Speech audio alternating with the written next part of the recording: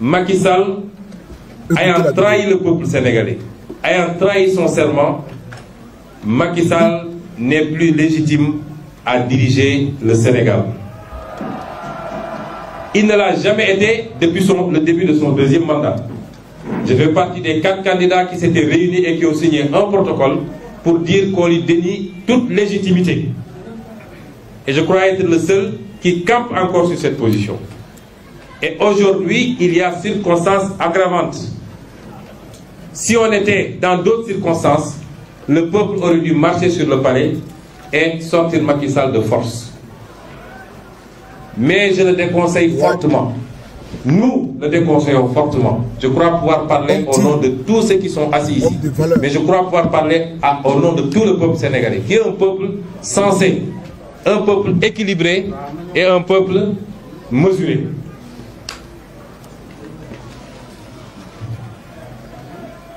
Si Macky Sall tire les conséquences de son échec, parce qu'aujourd'hui il est seul bunkérisé dans son palais face à 16 millions de Sénégalais, et n'eût été les forces de l'ordre qui font tampon, et même l'armée maintenant, je crois que la messe aurait été dite depuis longtemps. Si Macky Sall en tire les conséquences, prononce sa démission, nous en prendrons tous acte, et la Constitution sera appliquée pour organiser les élections dans les délais prévus. Je tiens à dire d'emblée que pour ces voix qui s'élèvent déjà, pour dire que, puisque Macky Sall n'a plus cette légitimité-là, nous devons aller vers un gouvernement d'union nationale, que nous ne sommes intéressés par aucun gouvernement avec M. Macky Sall. Nous ne pouvons pas être dans un gouvernement d'un président légal, illégitime et qui a trahi son peuple. Nous ne le serons jamais. Par contre, nous disons au peuple sénégalais que nous devons faire preuve de maturité. Beaucoup de révolutions se sont tenues en Afrique ces dernières années. Mais au finish, l'aboutissement n'a pas été ce que le peuple attendait. Parce que, en voulant coûte que coûte procéder par radicalisme, nous avons ouvert la boîte de Pandore où c'est l'armée, souvent avec des éléments préparés par des puissances occultes, qui héritent du pouvoir et qui remet en cause tous les acquis démocratiques. Et nous voyons ce qui se passe dans un pays voisin où le peuple a mené toute sa révolution au point de faire tomber le président, et l'armée est intervenue, a été acclamée par le peuple, mais nous voyons ce qui s'en est suivi. Nous ne pouvons pas nous permettre cela. Soyons tactiques et intelligents. La révolution est déjà lancée, rien ni personne ne peut l'arrêter. Aucune puissance interne ou externe ne peut plus l'arrêter. Le peuple a pris sa responsabilité et a compris les enjeux. Conduisons cette révolution à son terme, c'est-à-dire au plus tard 2024. C'est un peu plus de 2 ans et demi. Conduisons cette révolution à son terme intelligemment. Aucun président de la République élu ne peut faire l'objet de plus d'un mandat, de 2 mandats. Donc le président est élu pour une fois et le mandat est renouvelable une fois. Donc le président Wade a été élu en 2000. Il a été réélu en 2007. Donc il n'a pas la possibilité d'avoir un 3e mandat. Tout le reste, c'est de la spéculation intellectuelle et politique. Tant que le président sortant Abdoulaye Wade persiste dans sa volonté de vouloir briguer un 3e mandat, bien entendu, le pays sera bloqué.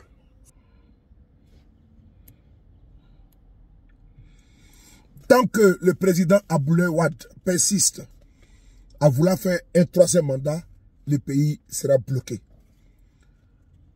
Le président de la République a droit à un mandat, 2 mandats et pas 3.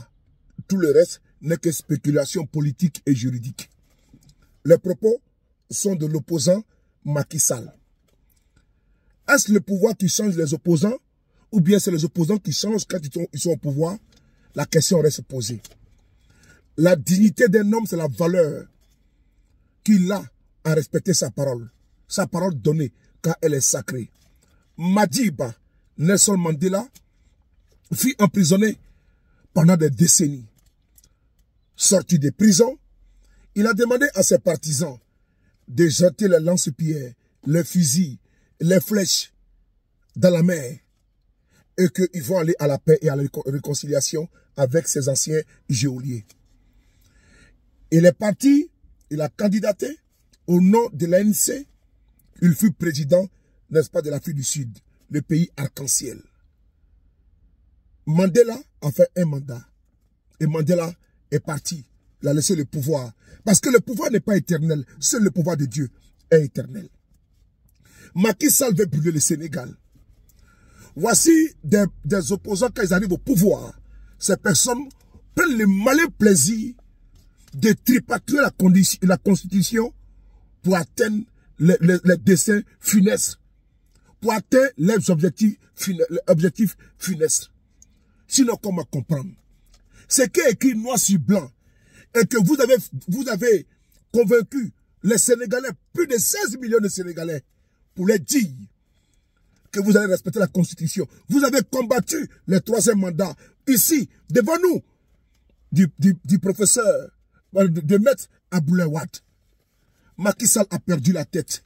Jupiter a pris la tête de Macky Sall. Il est devenu fou. Macky Sall est devenu complètement fou. Il veut mettre le feu aux poudres. Le Sénégal va connaître tristement, si l'on y prend garde, son premier coup d'État. Parce que Macky Sall est devenu un roi fou, un chef fou. Macky Sall, le vassal, couché là-bas à Dakar, a perdu tous les repères politiques. Il n'est pas le seul. Il n'est pas le seul. Dans cette posture machiavélique. Oui, il n'est pas le seul. Puisque dans un pays voisin, parce que c'est la contagion, ils sont habitués à tripatouiller la Constitution.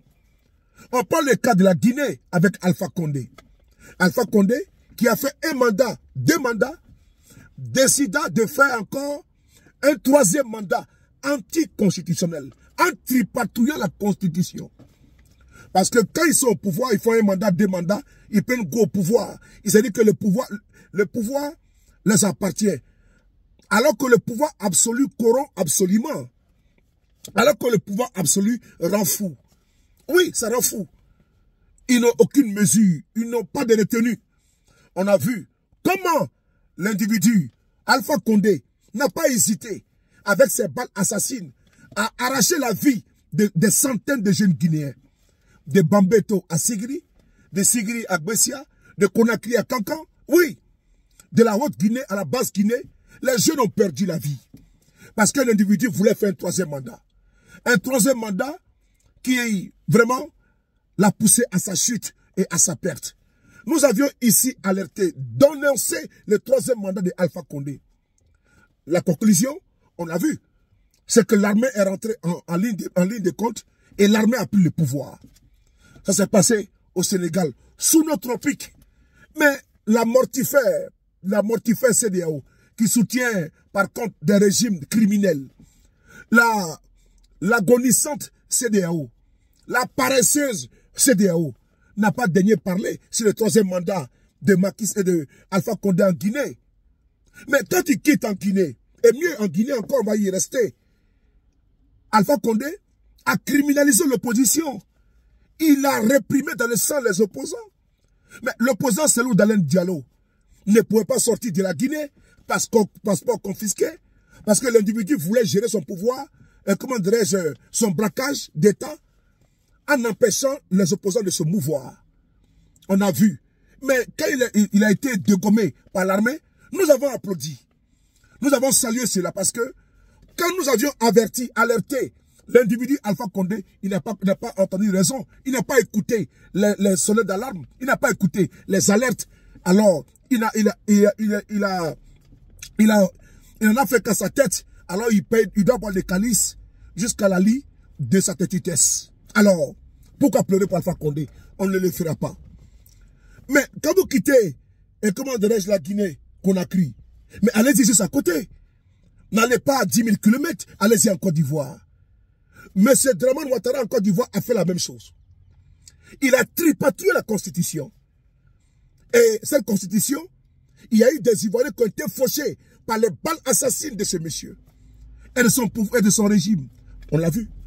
Les Bakafé, combien d'Ivoiriens ont été tués à cause d'un troisième mandat anticonstitutionnel? Les juristes, le panel qui a été mis en place par M. Ouattara lui-même, afin de pouvoir écrire la lettre et l'esprit de la Constitution. Le Ouaga Obou, les Cissé Ibrahim Bakongo, les Jacqueline Oble, et tous ont écrit, les Sansan Kambile, l'actuel ministre de la Justice, pour ne pas dire l'injustice de Côte d'Ivoire, ont écrit la Constitution. Mais in fine, ils ont mis la Constitution à la poubelle. Mais M. Ouattara a piétiné la Constitution, il est en train de faire un troisième mandat. Et on trouve des arguments, des arguties fallacieux, farfelus, idiots, iniques, ubuesques, en nous faisant comprendre que c'est le premier mandat de la troisième République. Des justifications incongrues. Frères et sœurs, la CEDEAO n'a absolument rien dit.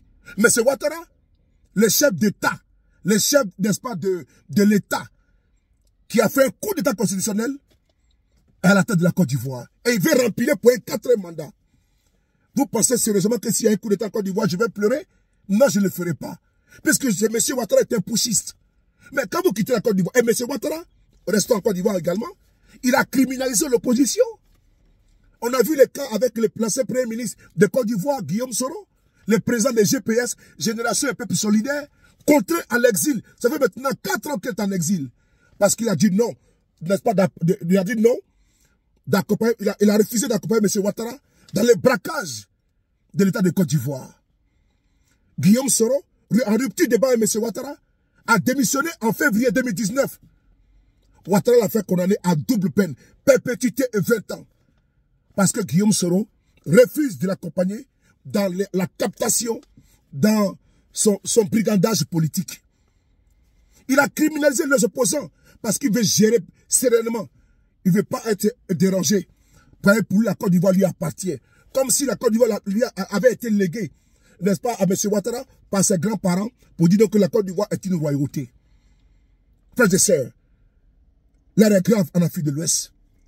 L'opposition criminalisée par des despotes, des Machiavel, sans foi ni loi, des politicards, des arrivistes politiques arrivés au pouvoir qui s'accaparent l'État et les caisses de l'État.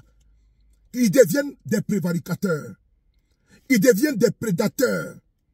Oui, dans leur voracité, veulent tout broyer sur les chemins. Frères et sœurs, le Sénégal va très mal. Le Sénégal va très mal. Et ce qui s'y passe aujourd'hui, le monde entier doit se dresser contre Macky Sall. Contre Macky Sall. Il a voulu criminaliser l'opposant Ousmane Sonko.